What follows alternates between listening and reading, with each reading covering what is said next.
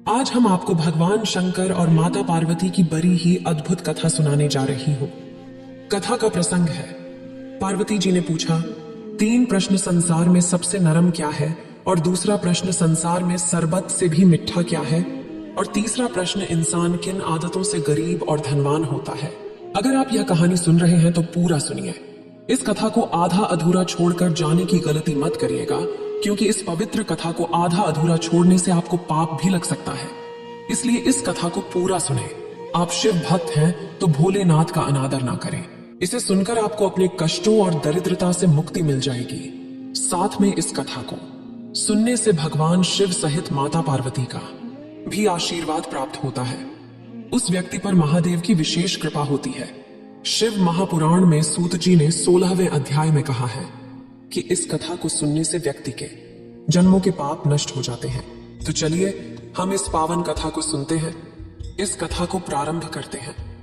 रहने को मर्यादा चुने, देनों को सम्मान, ठीक से रहने को आचरण और रखने को अभिमान। एक बार माता पार्वती भगवान भोलेनाथ के साथ संसार के भ्रमण पर निकली। भ्रमण करते समय उन्होंने संसार की दशा देखी।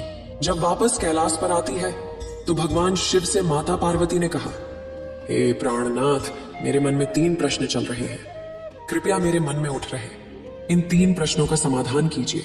भगवान शिव ने कहा, हे प्रिय पार्वती, पूछो तुम्हारे मन में कौन से प्रश्न हैं जो तुम्हें व्याकुल किए हुए हैं। माता पार्वती ने कहा, भगवान, जब मैं पृथ्वी लोक पर गई थी तो मैंने देखा कोई मनुष्य बहुत ही अच्छा आचरण अपने माता पिता के साथ कर रहा है, और कोई व्यक्ति अपने माता पिता को अथाह दुख दे रहा है। वे अपने माता पिता का तनिक भी सम्मान नहीं कर रहा है। और मैंने देखा कि कोई व्यक्ति बड़ा सुखी है, बहुत संपन्न है और खुश भी है। और मैंने देखा और लोग जो कि दुखी है और वो गरीब है। भगवान, मेरा 3 प्रश्न है, उसका निवारण करिए। माता पार्वती ने कहा, मेरा पहला प्रश्न है, संसार में सबसे नरम चीज क्या है, और दूसरा प्रश्न, संसार में सबसे मीठा क्या है, और तीसरा प्रश्न, इंसान किन आदतों से गरीब और अमीर होता है। माता पार्वती के वचनों को सुनकर भगवान शिव ने कहा, हे पार्वती, हे देवी, चलिए मैं सुनाता हूं और आप ध्यान से सुनिएगा, सोइएगा तनिक भी नहीं। माता पार्वती ने कहा, हे प्रभु, आप तो कथा सुनाना प्रारंभ कीजिए, मैं तनिक भी निद्रा में नहीं जाऊंगी। अब भगवान शिव ने कथा कहना प्रारंभ कर दिया। भगवान शिव ने कहा, हे पार्वती, मैं आपको एक कथा सुनाता हूं जिसमें आपको इन 3 प्रश्नों के उत्तर मिल जाएंगे। तो ध्यान से सुनिए। कथा इस प्रकार है। किसी नगर में एक बहुत बड़ा सेठ रहता था जो कि बहुत धनवान था। वह सेठ दूर दराज जाकर विदेश में व्यापार किया करता था। उसकी 3 पुत्रियां थीं। तीनों अत्यंत सुंदर और गुणवान थीं। तीनों पुत्रियां एक राजकुमारी की तरह देखने में लगती थीं। जैसे लगता था कि वे तीनों सेठ की बेटी नहीं अपितु राजा महाराजा की बेटी है। अब इस प्रकार से सेठ का जीवन सुखी पूर्वक गुजर रहा था।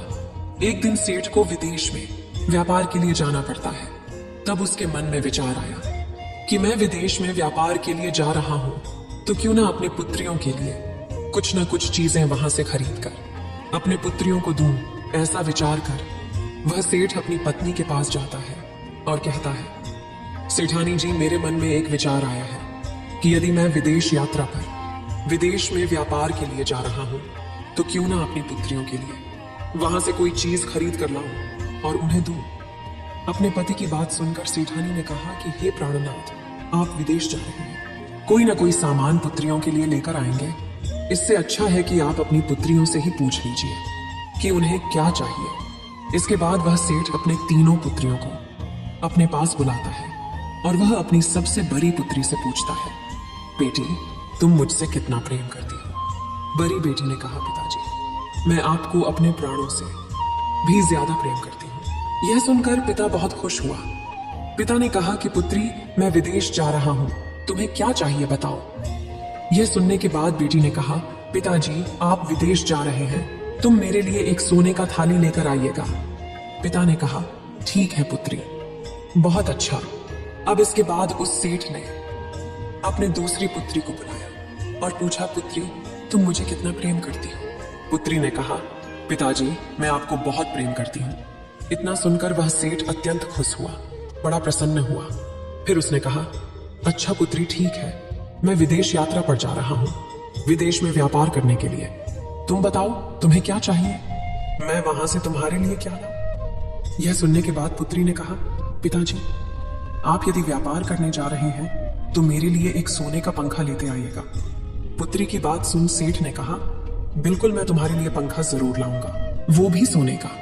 अब इसके बाद बारी थी तीसरी पुत्री की। सेठ ने अपने तीसरी पुत्री से पूछा, हे पुत्री तुम मुझे कितना प्रेम करती हो? यह सुनने के बाद बेटी ने कहा, पिताजी मैं आपको नमक के बराबर प्रेम करती हूँ। अपने बारे में नमक शब्द सुनकर पिता को बड़ा क्रोध आया। उस सेठ को तनिक भी अच्छा नहीं लगा। उसने कहा, पुत्री तुम मुझे जरा भी प्रेम नहीं करती, एक नमक के बराबर प्रेम करती हो, मैं तुम्हें कुछ भी नहीं लाकर दूंगा। यह कहकर पिता अपनी विदेश यात्रा पर चला जाता है और कुछ दिन के बाद वापस लौट आता है और अपनी दोनों पुत्रियों के लिए उनके द्वारा कहे गए चीजों को लाता है। उसने अपनी बड़ी बेटी को सोने का थाली दिया और छोटी बेटी को सोने का पंखा, और उसने अपने तीसरे बेटी से कहा कि बेटी तुमने मेरा अपमान किया, तुम मुझे बिल्कुल भी प्रेम नहीं करती, नमक के बराबर प्रेम करती हो, इसीलिए मैंने तेरे लिए कुछ नहीं लाया और ना ही जीवन भर मैं तुझे कुछ देने वाला हूं। यह सुनकर उस पुत्री को जरा भी दुख नहीं हुआ, प्रसन्न रही, और बाकी की दोनों पुत्रियां अपना अपना उपहार पाकर बड़ी मग्न हो गई। अति प्रसन्न अपना उपहार पाकर वह फूले नहीं समा रही थी। उनके साथ ही उनकी छोटी बहन जो कि सबसे छोटी थी, उनके खुशी में बहुत खुश थी। कुछ दिन बीतते हैं तो उसके नगर में एक राजकुमार घोड़े पर सवार होकर नगर भ्रमण के लिए आता है। राजकुमार को प्यास लग जाती है तो संयोग से वह राजकुमार उस सेठ के घर पहुंच जाता है और सेठ से पानी पीने का आग्रह करता है। सेठ ने उसे पानी पिलाया। तभी उस राजकुमार की नजर उस सेठ की पुत्री पर पड़ जाती है। राजकुमार ने कहा, सेठ जी आपकी पुत्री अति सुंदर है, मुझे आपकी सबसे छोटी वाली पुत्री बहुत पसंद है। मैं उसे देखते ही मंत्रमुग्ध हो गया, मैं उससे विवाह करना चाहता हूँ। ये सुनने के बाद सेठ जी ने कहा, राजकुमार आप मेरे पुत्री से विवाह करना चाहते हैं, ये तो अच्छी बात है, मेरे पुत्र का सौभाग्य है, लेकिन मेरे पास मेरी दो बेटियां और भी हैं जो कि तीसरी वाली से बड़ी है, तो इसीलिए मैं बिना दोनों का विवाह किए अपनी तीसरी पुत्री का विवाह नहीं कर सकता। यदि तुम्हारी इच्छा हो तो तुम मेरे बड़ी बेटी से विवाह कर सकते हो। आगे भगवान शिव ने कहा, हे पार्वती तुम सो मत जाना, मेरी बातों को ध्यान से सुनना। पार्वती जी ने कहा, हे भगवान मैं आपकी कथा को बड़े ध्यान से सुन रही हूँ। आगे कहीं भगवान शिव ने कहा, हे पार्वती, उस राजकुमार ने कहा कि सेठ जी मैं आपकी बड़ी पुत्री से विवाह कर लूंगा, लेकिन इससे पहले मुझे अपने माता पिता की आज्ञा लेनी होगी। इसके लिए मुझे आपकी पुत्री को अपने साथ राजमहल में ले जाना होगा। यदि मेरे पिताजी आपकी पुत्री को पसंद कर लिया तो मैं आपकी पुत्री से विवाह कर लूंगा। तब इसके लिए सेठ तैयार हो जाता है। सेठ ने कहा, हे राजकुमार मुझे आपके ऊपर पूर्ण विश्वास है, आप इस नगर के होने वाले महाराज हैं, तो इसीलिए आप मेरे बड़ी पुत्री को अपने साथ लेकर जा सकते हैं। यह सुनकर वह बड़ी पुत्री अपने पिता की आज्ञा पाकर उस राजकुमार के साथ उसके महल में चली जाती है। बड़े सम्मान से एक बहुत नरम बिस्तर पर बैठा देता है। महल में ले जाकर उसका खूब आदर सत्कार करता है। उस राजकुमार ने उस लड़की को एक बहुत ही नरम और मुलायम बिस्तर पर बैठने के लिए कहा। वह लड़की उस बिस्तर पर बैठ गई और बड़ी ही आनंदित हो उठी। उसे वह बिस्तर बड़ा ही नरम लगा। इसके बाद उस राजकुमार ने शरबत पीने के लिए दिया। जो शरबत अत्यंत मीठा था, वह बहुत ही सुंदर और सुगंधित था। अब लड़की शरबत पीकर बहुत आनंदित हो जाती है। आगे राजकुमार ने उस लड़की से पूछा, हे सेठ कन्या, तुम मुझे ये बताओ कि आज से पहले तुम इतनी नरम बिस्तर पर बैठी थी? लड़की ने कहा, नहीं, मैं आज से पहले इतने नरम बिस्तर पर नहीं बैठी थी, ये बिस्तर अत्यंत ही नरम है। तब राजकुमार ने कहा, अच्छा तुम मेरे दूसरे प्रश्न का उत्तर दो, क्या आज से पहले तुम्हें इतना सुंदर और सुगंधित मीठा शरबत पिया है? यह सुनकर उस लड़की ने कहा, नहीं राजकुमार, आज से पहले मैंने इतना सुगंधित और मीठा शरबत नहीं पिया है। उस राजकुमार ने कहा, हे सेठ कन्या, तुम मेरी पत्नी हो, इस राज्य की रानी बनने के योग्य नहीं हो। जो कन्या आज से पहले इतना मीठा शरबत नहीं पी हो, जो कन्या आज से इतना नरम बिस्तर पर बैठी ना हो, मैं उसके साथ विवाह नहीं कर सकता, वो मेरे रानी बनने के योग्य ही नहीं। यह कहने के बाद वह राजकुमार उस लड़की को उसके पिता के घर छोड़ देता है और सेठ से कहता है, सेठ जी अब मैं आपकी दूसरी पुत्री को अपने साथ ले जाना चाहता हूँ, क्योंकि आपकी बड़ी पुत्री मेरी परीक्षा में असफल रही। इसीलिए मैं आपके बीच वाली पुत्री का परीक्षा लेना चाहता हूँ। यदि वह इस परीक्षा में उत्तीर्ण हो गई तो वह मेरी महारानी बन सकती है। यह सुनकर उस साहूकार ने राजकुमार के साथ अपनी पुत्री को भेज दिया। राजकुमार उस दूसरी लड़की को भी अपने राजमहल में ले जाता है। उसी प्रकार से उसे शरबत देता है और नरम बिस्तर पर बैठाता है। और फिर अंत में राजकुमार ने उस लड़की से पूछा, हे सेठ कन्या, क्या तुम आज से पहले इतना मीठा शरबत पी हो और इतनी नरम बिस्तर पर बैठी हो? यह सुनने के बाद उस लड़की ने कहा, नहीं राजकुमार, आज से पहले मैं इतने नरम बिस्तर पर नहीं बैठी हूँ और आज से पहले मैं इतना बढ़िया और सुगंधित शरबत नहीं पी हूँ। यह अत्यंत ही मीठा है। आगे मां पार्वती जी ने भगवान शिव से पूछा, तो प्रभु आगे क्या हुआ? भगवान शिव ने कहा, हे पार्वती आगे सुनो। उस राजकुमार ने उस लड़की से कहा, हे सेठ कन्या, तुम मेरी पत्नी बनने के योग्य नहीं हो। जो लड़की आज तक इतना मीठा शरबत और इतने नरम बिस्तर पर नहीं बैठी है, वो इस राज्य की महारानी बनने के योग्य ही नहीं है। तुम मेरे परीक्षा में असफल रहे। यह कहकर वह राजकुमार उस सेठ के पास जाता है, उस लड़की को ससम्मान सेठ के घर पहुंचा देता है और सेठ से कहता है, सेठ जी, मैं अब आपके तीसरी पुत्री को अपने साथ ले जाना चाहता हूं। वह सेठ अपनी पुत्री को उस राजकुमार के साथ विदा करता है। राजकुमार उस लड़की को अपने साथ महल ले जाता है और ठीक उसी प्रकार जिस प्रकार से अन्य दो बहनों के साथ उसने यह सवाल किया था, उस लड़की के साथ भी यही सवाल करता है और वैसे ही सब कुछ पूछता है। उसने उस लड़की को नरम बिस्तर पर बैठाया और बढ़िया मीठा मीठा शरबत पीने को दिया और आगे उसने पूछा, हे सेठ कन्या, तुम मेरे सवालों का उत्तर दो। मेरा सवाल है, क्या तुम आज से पहले इसमें नरम बिस्तर पर बैठी हो और क्या तुम आज से पहले इतना मीठा शरबत पी हो? यह सुनकर उस लड़की ने मुस्कुराते हुए कहा, राजकुमार, हाँ, मैं आज से पहले इससे भी नरम चीज पर बैठ चुकी हूँ। वह चीज है मेरी माँ की गोद, क्योंकि माँ की गोद दुनिया में सबसे नरम जगह है जहाँ व्यक्ति बहुत ही सुकून का अनुभव करता है।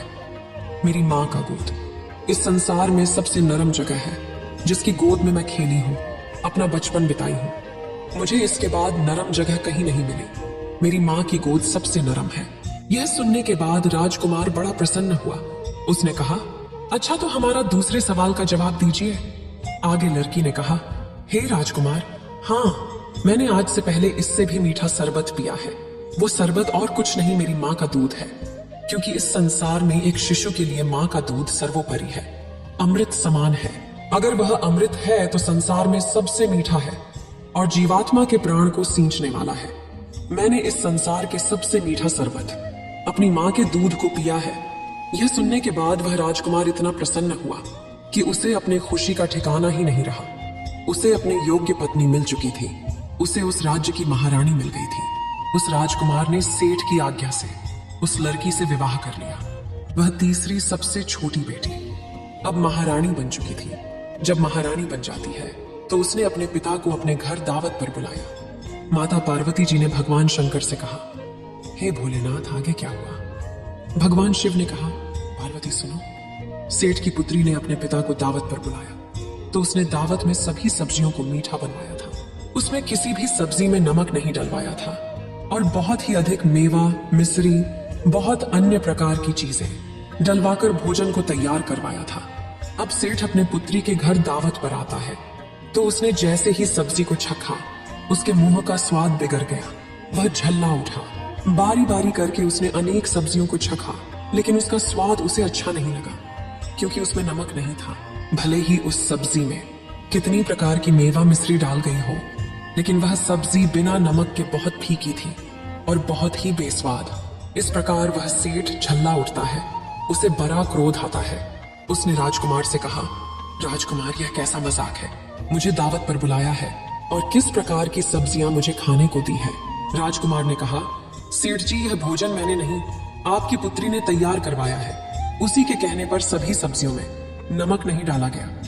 यह सुनकर वह सेठ अपनी पुत्री के पास जाता है और पूछता है, पुत्री, तुम मुझसे किस जन्म का बदला ले रही हो और बिना नमक के सब्जी परोसा?